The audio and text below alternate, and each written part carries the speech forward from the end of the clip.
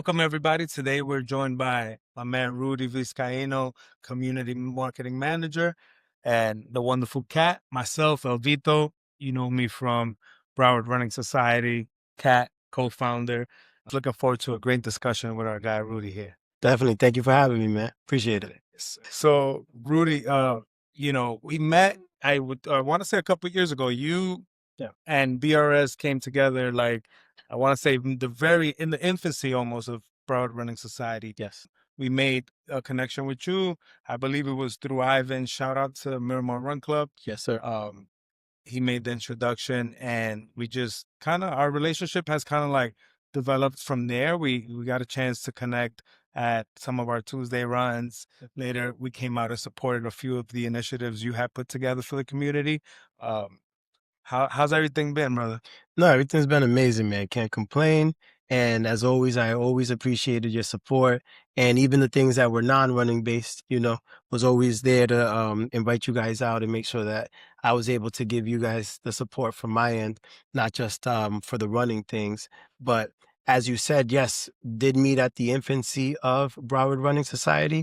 And one of the things that impressed me the most was seeing you guys go from like 20 people in your first month to 100 by the third month.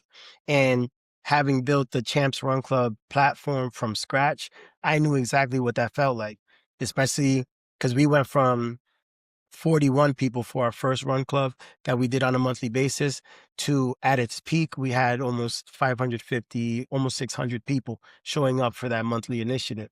And that was something that you guys were a part of and helped make possible. So to see that influence that you guys had, and most importantly, the passion that you guys brought to running, because I'm not a runner. Everybody knows that. You came out and did a couple runs. I know. It was like, Rudy, you coming on a Tuesday? Listen, Like, almost died both times. Almost died both times, but it was fun. And to me, it's about being authentic, right? Like, how am I going to ask you guys to come out and support something that I'm doing if I'm not supporting what you guys are doing? So I think it's a mutual exchange, and everyone has to come out and support one another. And the fact that you guys are Dominican didn't hurt either. You know what I'm saying? Hey. So the moment, you know what I'm saying? From the moment I heard it was Dominican from the Bronx, I was like, all right, cool, let's rock. Yeah. Let's see what we can do here. But it was an amazing experience being able to come out. And the one thing that I did love about Broward Running Society, since you guys were so new, it was almost like you weren't jaded and you weren't tainted. It was just you guys were running for the love of running, and you guys almost made it like a family experience.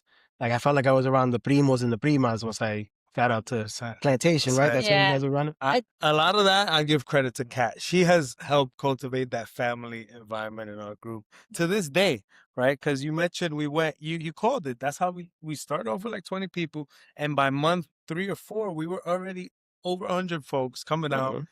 It grew so quickly that we didn't see it coming. That wasn't our intention. But man, and over the years, it kind of has stayed at around that 80 to 120. That's been our number week to week.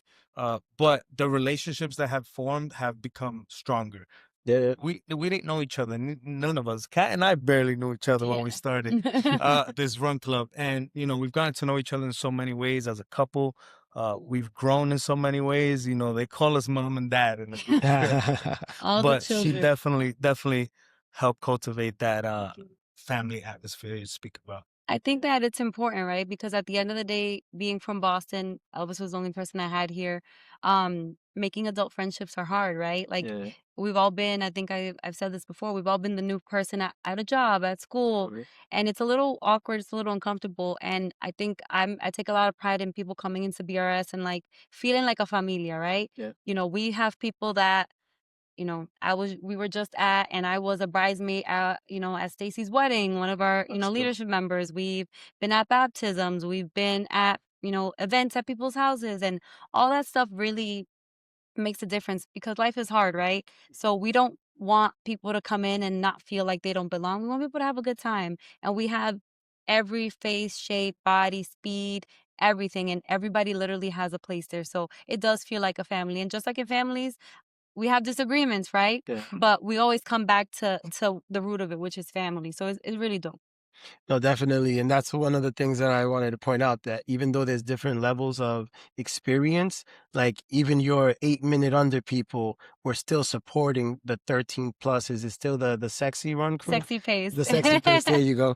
So everyone was supporting one another. And I'm like I said, I'm not a runner by trade, or I don't even like doing it, but doing it in that environment makes it so much easier because everyone's supporting one another. And then you guys still do the BRS tunnel. Mm-hmm. Like I was telling my fiance, I was just like, the coolest thing is all the 8 minute under people finish, but it's like, you can't just pack up your stuff and go. You got to stand there on opposite sides, high five everybody as they come in. And as the tunnel's being, as people are completing it, the tunnel is being formed and it's getting longer and longer and longer. So I'm just like, imagine if I'm a person that's trying to get into running and that's the reception that I get, or my introduction to running, especially here in Broward. I'm just like, you know what? I can get used to this. And the cool thing about doing it here in Broward is so spaced out, and you have so many because even where you guys were running, it was still kind of like a public area with traffic and things like that. So you have to kind of navigate your way around it. It's different than most people that go running like in parks and things like that. So Yeah, definitely those it's hard. Creating those routes took a lot of time. We sat, we looked at maps, we studied traffic patterns. We just wanted to make sure we created a safe route for everybody. Every week. We're at a point now where we have routes established. Occasionally we throw in a something new to kind of like, keep it fresh, but for the most part we sit behind the scenes and like actually draw it out and make sure that it's safety. Safety is the number one thing that we look for. I know you guys got questions for me, but I wanted to ask you guys this thing before I forget. Um, you guys moved down here, and what prompted you to start Broward Running Society? Like you guys. So I had moved down here during COVID, like in the thick of COVID, when I mean I don't want to make light of it, but like there were literally bodies dropping in New York at the time when I came down. And just, I come from a running culture in New York where, they have run clubs and Boogie Down, Bronx Runners, shout out to you guys. They, I didn't have that here. I did get an opportunity to run in Miami with a few groups a couple times, but I live in Broward, so it was kind of hard to kind of commute just to get my miles in and stuff like that. So, always had it in the back of my mind, like, man, it would be really dope to create something up here, more local. I would try to envision myself running alongside people. I was running on my own at the time, training for the Berlin Marathon, and it just didn't feel, it was boring. It was like hot because I still didn't know the times here. Like I had to go to a cardiologist, truth be told, during that training cycle because my heart rate was just getting too high. And I was so new to here that the cardiologist put me on. It was like, no, no, people who do long distance got to go up at like 4 a.m. Okay. So, that was a learning experience. And, so I say that to say I didn't have anybody to run with here. Fast forward a year or so later, I had signed up to the Miami half with a couple of friends, family members. It was just a small group of us. And it so happened that my girl here was in town with a couple of her people. And we just, we made eye contact at the start line. And, I invited her to a brunch. But But before that, I'm gonna let you finish. Before that, though, it's funny because we're talking about culture and our Dominican ties. I have one of my good friends, was like, I gotta, use the bathroom. So we ended up in like a random spot. We weren't even in our corrals, and they were like, mentioning all the Latin American countries.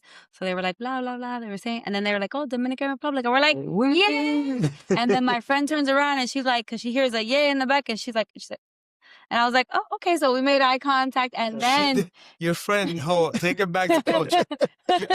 Your friend did the traditional Hispanic way of pointing. With the mouth. That's the Dominican way. That's something like, So she did that, and then that's when I invited her to brunch, and we met. We met up later on at that day. He said, forget all about running. Full space. Yo, what's up? What you want to talk? Yeah, literally, like, I think we're exchanging numbers and we're running about at the to same go time. over the start line. Thank goodness we didn't, like, trip over. No suele negar que dominicano. He's like, he won't pass up. Yo, listen, listen, the window Can't was pass up. there, bro. I had to take it. I had to take the shot. Then we, again, like he said, we met up again and we spoke, and, you know, that's where our love story started. And then fast forward October of that year, I moved down here. And as he mentioned, like we tried a couple different things, and it didn't feel the same because, you know, being from up north, you know, there's a lot of culture up there. It's different. So, you know, not having a lot of friends down here. So we're like, oh, you know, this is cool, but, you know, what would it look like if we started something? And he comes from New York, Boogie Down Bronx. I, you know, ran with Pioneer. Shout out to Sid. It's just like a level of, no say, I don't know how to explain it. Like, you just feel like, yeah, you're running and you're miserable at times, but it felt good because you're with your people, Exactly, you're yeah. vibing, you're listening to music, or you're talking, and it felt great. And we didn't have that. It was like that missing piece. And that's where the BRS was born. Yeah, man. The culture in this crew was just special. It was special from day one, bro. April 4th, 2023 was our first run. This year we're going into year 4. So the theme of what we're putting together for our turning 4 celebration is 444. April 4th and going into our 4th year. So, you know, everybody be on the lookout for that. That's coming up in couple weeks now, right? We're gonna start kind of rolling that out. No, it's dope. I'm alleviated. I thought you guys were gonna go to Wendy's for the Hey, listen, that's what listen. We'll talk about that. I mean, so we would probably go for some, like, you know, un golpe or something. Exactly. Yeah. Cuatro golpe. Cuatro golpe, yeah. No. So how has it been with you in terms of the thing that the events that you've hosted here, the putting the pieces together to make those events happen? I know I can speak to the Muestra Tu Bandera event that we were part of in that first year. You had you had all the works, bro. You had the Diablo Cojuelos there. You had, you know, acai bowls. You had it. Oh man, and I know we brought a lot of good energy to that as well. The flags was a great touch because people got that sense of pride. And when I seen the Diablo Cojuelos, I was like, oh, nah, this is really, really it right here. This is some legit, you know, cultural experience. How did you cook all that up?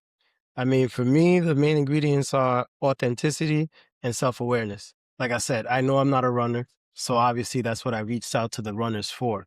I did my part by making sure that I engaged in the community and just didn't come like, hey, come to my thing. I came and I was a part of your experiences as well as a ton of other run clubs in the area.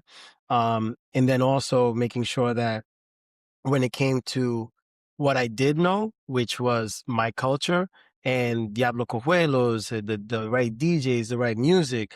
Shout out to Papa Keith, who's always partnered up on all of our events with us, and him being that voice of the people. And you know, I believe he's Trinidad, he's Trini, and he brought that whole carnival experience flavor to it. So to be able to merge all of that under one roof and then give the perks of the acai bowls, discounts on shopping, massage therapy, and the giveaways that we would hook the people up with. Like, to me, I was always excited because I knew that I had a chance to give back. And when I'm hooking up what I felt like was my people's, because of the relationships that I've created with all of you guys, from Broward Running Society, Miramar Run Club, even shout out to the mayor of Miramar, Wayne Messam. He would come out and support all of our run clubs. So it was always, that all happened because of the level of engagement from my part. It's not just like, hey, I just need you to be here at this time. You know, I would blow you guys up like, yo, in the group chat, sending the flyers out and all those things. Group chat with Rudy, remember? Yeah. But I think, you know, not to cut you off, but I think that point right there is a very key point, right? Because we talk about, you know, right now running is like it, right? Everybody's a runner. But when you go to events, there's a difference between somebody saying, "Hey, I'm gonna put this event together. I want you to come," just to, to boost, inflate the numbers.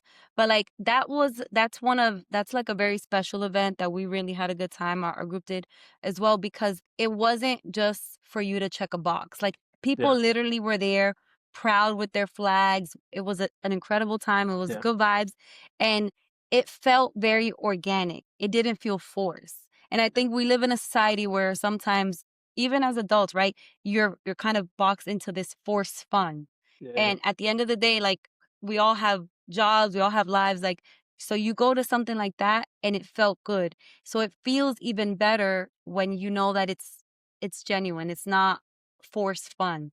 No, So that was definitely. really a very key vibe there that was really great to experience. So thank you for that. It was really cool. No, and I give credit where credit is due. Like, rest her soul, my mother, she was the one that really instilled that in me, because she was a school teacher, Spanish teacher for 30 years in the Providence school system.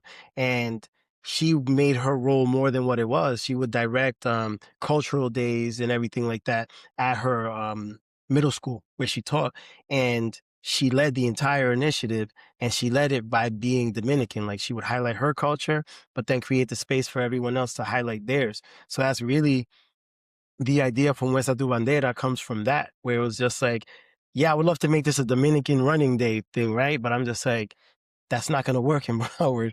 We're going to have to expand it to include other people. And when you see the finished product of that being almost 600 people running with flags from Mexico, Nicaragua, Honduras, Cuba, everything, Puerto Rico. So it was, I felt like Bad Bunny just now. So when you see all of that, to your point, it creates an organic atmosphere of fun, and everybody's dancing, típico, merengue típico, bachata, reggaeton, and we're all running to the same music. And what I will give BRS props for, it's like the first time that I've seen it. I know most of the time, every run club has like I'll call them like a barker, someone on the megaphone, like hyping people up, but it's almost like coaching. Like, come on, you can do it. BRS was the first ones that I saw having fun with it, where it was just like you were cheering them on, but it was like laughing and everyone's having a good time and forgetting that they're actually running. Yeah, So- it wasn't just us there with a whistle, like Yeah. reprimanding. Exactly, yeah. Get your knees up, get your legs up. Nah, we are like we are known for creating that type of atmosphere. Our cheer zones are pretty epic down here. We've had an opportunity to connect and put together some amazing celebrations of runners, and not just our runners, because we bring a lot of people out to these races, but we celebrate every runner that passes by. Oh You yeah, yeah. see, we recently had an event here, A1A half marathon, where where people were running by and they were struggling, and you see BRS activating, giving them ice, giving them BioFreeze, giving them, hydration, and just helping each and every runner, helping everybody that passes, similar to what we do with the tunnel, right? Yeah, yeah. At our runs. We just, no matter who you are, no matter what your speed is, whether you run with us or not, we are going to celebrate you, and we're going to uplift you to get you to your goal, right? Because you prepared for this. And sometimes, you run into obstacles. BRS is not going to be that. BRS is going to be a catapulter of whatever it is you're trying to accomplish. So back to that event, thank you for the shout out. We were there, and it was a big celebration. It did have a carnival feel to it. Yeah, yeah. Now that you mentioned that, and I loved it. The flags waving, the people dancing, the music. It was a special event. It wasn't just come on out, let me promote a product to try to check a box, catch some sales and stuff like that. It was really a celebration, and it was a special time. Yeah, It was a good time. and it was cool to see the Diablo Cojuelos start off running, but you know that inside of those, Yeah, they were dying. It was hot. yeah, they lost like 25 pounds that day. I believe it. Pretty sure. Sauna suit. I believe it. I believe it. Yeah, and I will say this is not to like just keep showering you with praise. I always appreciated the level of professionalism, because with this comes like giving product and things like that. And we'd ask, hey, just send me some photos or do a quick post or whatever. And you guys were always a group that never really had to get pushed for it. Always said more than what we asked for. And for that, I'm always appreciative because that's usually most of the work. After getting people to the actual event, getting the groups to comply with what they agreed to and things like that always becomes a headache, but you guys always made it easy. And like I said, I always give it credit to your leadership because you guys always made sure that everyone knew that it's a professional setting. We're having fun, but we're trying to build here at the same time. 100%, 100%. Thank you for that. We do run a tight ship behind the scenes.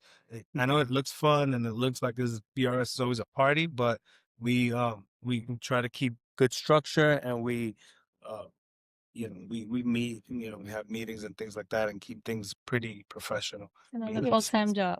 Yeah, It's become that. People don't believe it, but yes, it becomes a full-time job, and it's almost like, nonprofit. You're doing it as a volunteer, right? Because it's and that's why I always try to support the smaller groups. Whenever we get initiatives that they're asking us, like, hey, who can we partner up with?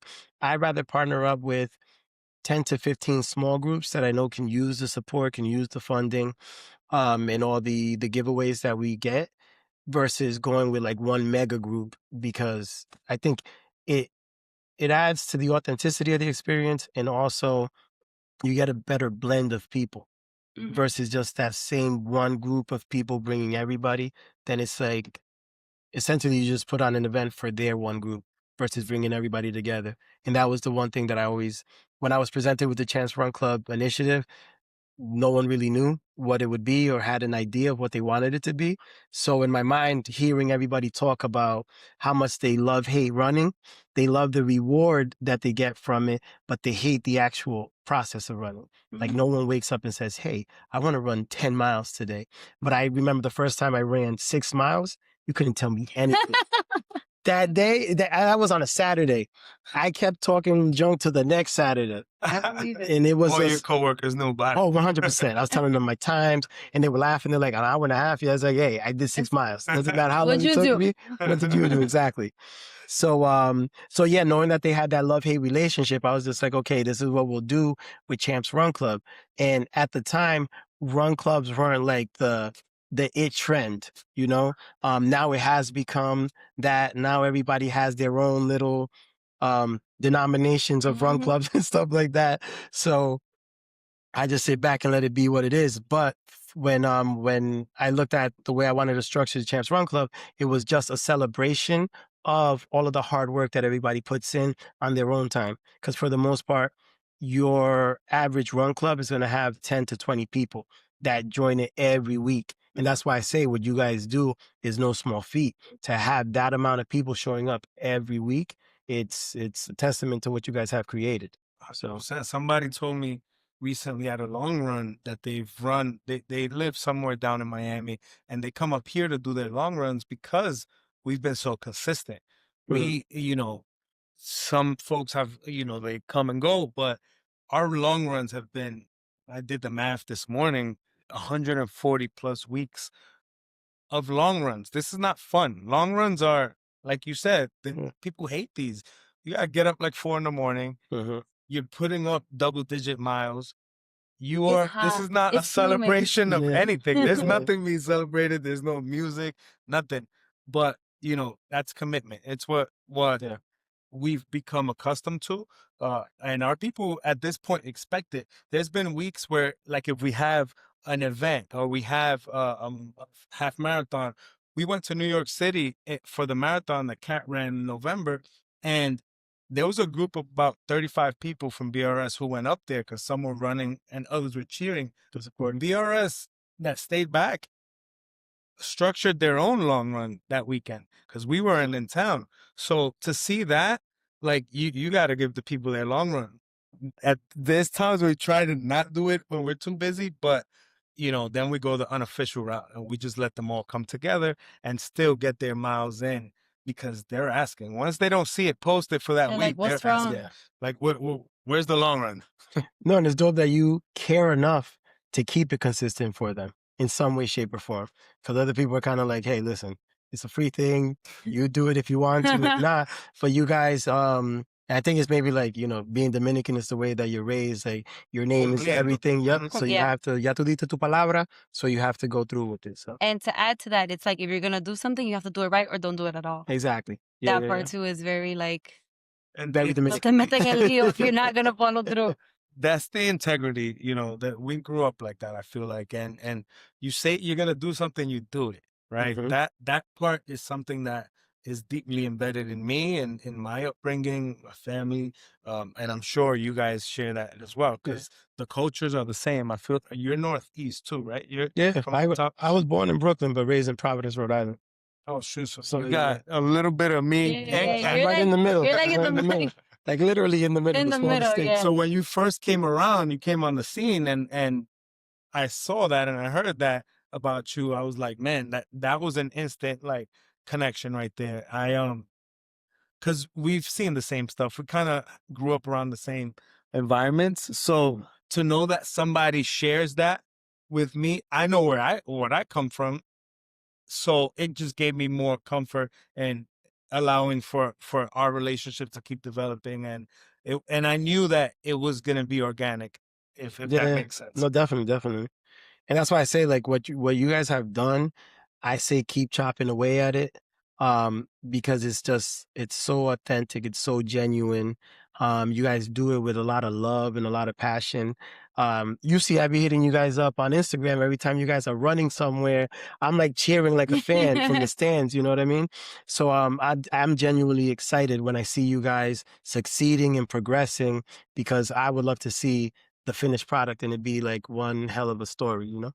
And it goes both ways because it's like like you poured a lot into us, and like when we see you, you know, you moved, and we're like, oh, Rudy's leaving, but then it's like to see your growth, you're growing, and then like also in your personal life because you built we built a friendship like more than anything. Running brought us all together, but you build a friendship to getting engaged to it's things that it's cool, but it's also organic because you're not there just for one thing, right? Like Correct, yeah. you see, you always wish them, wishing you well from afar, and I think that always goes back to the same thing.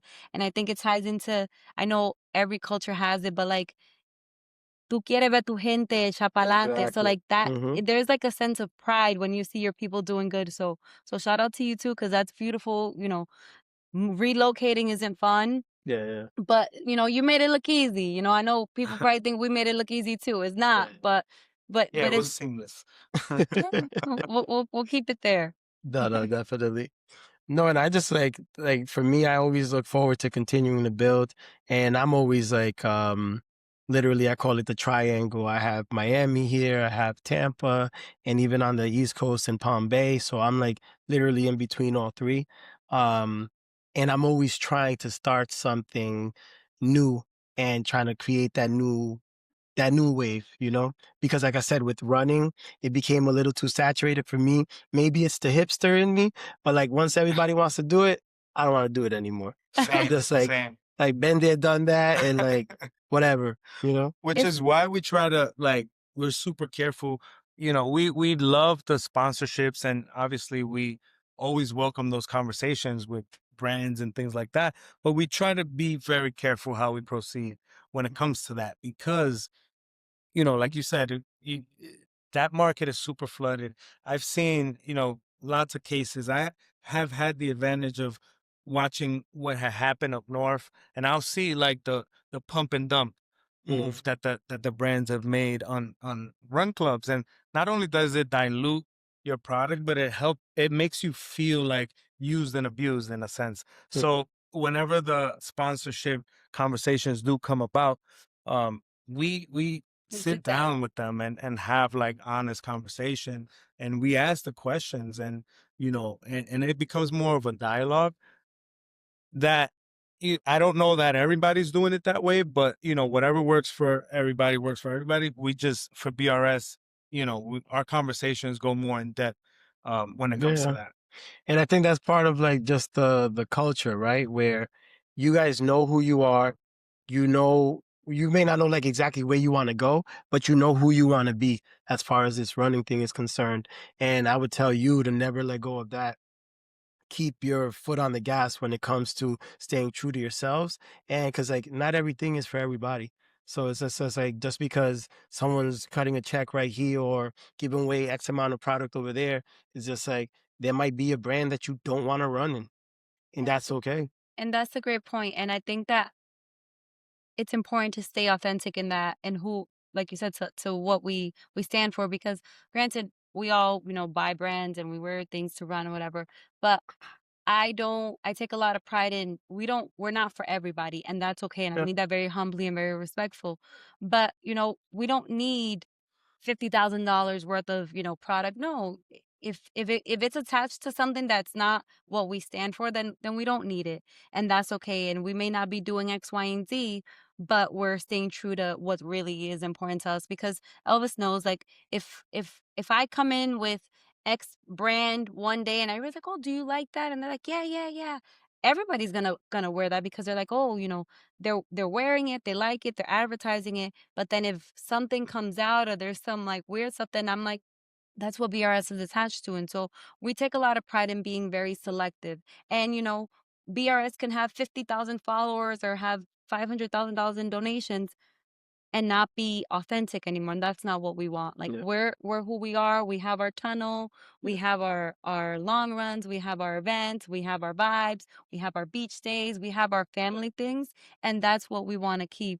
And to kind of bring it back conversation full circle of, that muestra tu bandera, that it was really cool. And that's why it's important, these relationships, and we want to continue to do things like that, because not to get into politics, but we live in a time right now where yeah, I take a lot of pride in, I was born in Boston, but I'm Dominican. Like, my parents are yeah, yeah. Dominican. I say that with my chest. You know what I Los mean? So dominicanos nacen a donde le da la gana. exactly. Facts. So I think that it's important, to continue to push that and to let everybody know we're here and this is what we represent, and we're very proud of our culture, because, right now it's not everybody that can be, up Loud and and proud loud, with it. Yeah. so I think that that's very important. It all ties back to who we are and what we stand for and what we want to continue to promote and push forward to everyone.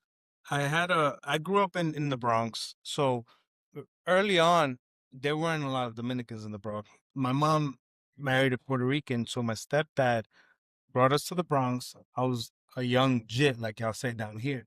Um, and just we were there, it was just Puerto Rican and black. But I got the opportunity. All my friends were Puerto Rican and black. I got the opportunity to see that pride that the Puerto Ricans have, Yeah, yeah, yeah. and that always stuck with me. So, seeing the Bronx now become more Dominican, being also spending some time in Washington Heights and Harlem, and just seeing, I got an opportunity to be around a lot of different cultures Yeah, up there, and then just seeing it all come together down here at your yeah, event was extra special. And I say all that to say that having that pride is important, especially at a time like this. There's a lot happening out there politically. No matter what side of the aisle you fall on when it comes to politics, you got to remember that we're human beings, right? We are yeah. all living the human experience, no matter where you come from.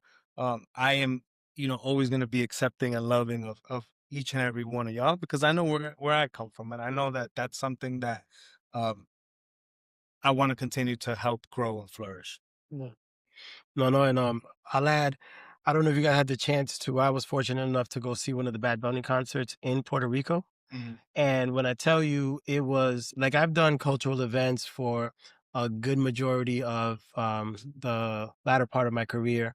Like, let's say, probably the last 10 years, been able to do Dominican Heritage Nights with MLB, Colombian Heritage Nights, Hispanic Heritage Nights, all those things. One of the proudest moments that I had was at New York Mets, City Field.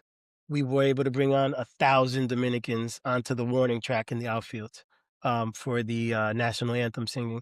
So it was dope to see just that ocean of Dominican flags in Major League Baseball park. But I bring it back to what I was saying about Bad Bunny. When you're in that baseball stadium and you see like Dominican flags on the actual field, in the stands, and everybody's with tamboras and guiras, you're just like, wow. Until I went to the Bad Bunny concert at the Jolly. and he throws a big Puerto Rican flag across the ceiling and is just waving a digital one. Yeah. But it was just like, I remember I was standing, dancing, singing. And when that moment hit, I just had to sit down because I'm getting goosebumps now thinking about it. Because it was, Abby, you had other nationalities flags there, but it was crazy to see all the Puerto Rican flags and the pride that you were just speaking of, that Puerto Rican pride. And when you see that big Puerto Rican, I was about to say Dominican, big Puerto Rican flag across the ceiling, you're just like, wow, the power of an artist. So yeah, to see that in real time was amazing. Those shows he put together at the Choli were a lot, super special. They were some of the best content I've consumed. We didn't get a chance to go in person, but around that time we were traveling to Puerto Rico a lot. Yeah. We just never were able to make it there. But when he brought out Mark Anthony in that one show, man, it took me to my block. It took me to the Bronx in the 90s with the the bodies, the black folks. It was a black and brown experience like no other. I think that I got goosebumps watching it. I think I replayed it. You remember I was at the house replaying that moment so many times, and that pride comes from somewhere, right? It comes from a hardship. It comes from being whatever it is that they experienced way back in the earlier 1900s or the 1930s, 40s, that's what led to them having that sense of pride. So they were repressed for a really long time. And to this day, you may say they still are. So I love to see that pride just kind of like push through continuously. It's amazing. And tying back to what you guys do so organically, one of the things I remember saying to myself that I wanted to experience, that I didn't get a chance to, I think you guys went and ran the Bayamon 5K. Right? Or is it? We did the Lola Challenge. That's what it's Lola called? Challenge. Yes, it's a 5K, a 10K, and a half. Yeah, in San Juan, in Viejo San Juan. Perfect. So I made up the name myself. Just listen. I'm sure there's a Bayamon 5K. Shout out to Bayamon 5K. Whatever it is. But no, so yeah, so when I saw that and I saw the pics from it, I was just like, that's dope. Because to me, my career has been made in cultural marketing, and people just think of nationalities when I say the word culture, but like skateboarding has its own culture for sure. Even music has its own culture, all the different subgenres and all that stuff. So for me, when I look at that version of cultural marketing, I'm just like, how amazing must it feel to be like, let's say being Puerto Rican and going to run a 5K on the island. Like, I'm not Puerto Rican myself, but I want to do it. So to me, I think those are all the different angles that you can work and things that you guys do organically that, people are watching, even if you think they're not. So it's just something that I would love to, at least one time, get down with BRS and run in Puerto Rico. Man, we got something cooking this year. Well, Lola this year is in 2020. Is November. It's in November. They moved it. That race, it's a 3-day challenge. It's a 5K Friday, 10K Saturday, half marathon Sunday. Well, they're trying to kill me. And if you do all three, it's the Lola Challenge, right? Oh, okay. And it ends in El Morro. It's really dope, man. It's scenic. It's body, it's vibey, it's awesome, man. And then the things you get to do in between the races, the hanging out, the partying and things like that. And those are one of the things that I'll say, like, at least from a marketing perspective, those things are interesting to us because they're different. And even now in the era of content creation, you guys are going and you can capture your entire experience. Why not package that up and sell it to a brand? So I would say, like, if you know you're going already, start putting together your little, decks, media kit or whatever. Yeah, your deck, and ask like who wants to support. Like, I'm not volunteering, but I'm just saying. I was gonna say, well, I heard there's also a marathon in Dominican Republic. So Rudy, we're gonna have to. No, and that's the crazy part too, because with Dominican Independence Day being on February 27th, like those are things that literally use to your advantage, because I'll say like that, for my career and my creativity, it's been an amazing outlet to be able to highlight my culture everywhere that I went. And like I said, especially with that city field experience for Dominican Heritage Nights, listen, it'll live rent free in my head forever, because we had this is when we had DJ Cass when he had Scooby Doo Papa. Oh Like goodness, yeah. it was insane. Dark time. No, but it was like yeah, you know, whatever you want to think about the music, but it was an amazing experience because we got the music cut off. That's how loud we were. Because it was in the it was a 7th inning stretch and the game had already started. And we were affecting the relief pitchers in the bullpen. So as we're performing, we're like, I'm on the microphone. As he's performing, it's like, y la cosa suena rap. And the music gets cut and Everybody go Scooby Doo acapella. Papa. Yo, it was crazy. And it was like, we had one of our guys that was in charge of like the t-shirts and stuff. And he just starts throwing t-shirts. He's like, money be damned. We're just throwing t-shirts into the crowd. We're not selling anything at this point, but he's just throwing the t-shirts because it was just an ocean of energy. And it was just red, white, and blue in the thing. Citi Field has become it's become like the de facto Dominican spot now. Yeah. Now they have bands that come out, they have artists that come out to celebrate, you know, certain nights and things like that with Dominicans. Yeah. Yankee Stadium hasn't quite gotten to that point yet. I Too know. bind up. Way too that's that white collar. Yeah. We Fenway's doing that doing Fenway it. part too. I mean, you know what? Like, I feel like Sammy Sosa put us on the map. Oh, Prior 100%. to him, I don't think DR was known to that degree. I think obviously there's always been Dominican players in baseball, but Sammy Sosa put us in the streets. I never saw the amount of Dominican flags attached to vehicles, and when he was having that home run battle with McGuire, yeah. it was just every time 60, 61. Yeah. People were putting it on their Yeah. windshields and waving Dominican flags. It became a national thing outside of New York City. I mean, I was seeing it there, but Correct. it just became a national thing. I remember I had a friend in California at the time, and we were chopping it up, and they were like, "Yo, you're Dominican? Oh, I get Sammy Sosa. That's the first Dominican they've ever seen." Mm-hmm. And look at where it has gone now. I think the Águilas and the Águilas played in New York. Yeah, versus Licey. Versus Licey in Citi Field, and I think they were doing a crosstown type of thing at Yankee Stadium as well. So to see where that's growing and how that's happening even down here with the Marlins, it's been really dope to watch. Oh, and you even got a Clásico coming up next month. Clásico, yeah. Oh, it's back. Yes, those tickets are insane. It's like, I think it's safe to say that I think we have to run it back and do another. What's the one? Another one for the culture. We gotta run. I think we gotta run it back. This has been fantastic. Literal. This is No, but I appreciate you guys having me. For real. This was good. And much success to you both and continue your journey. Same. Appreciate it. Blessings and we're pa'lante. here, man. You know where to find us. We just shout out. Shout us out.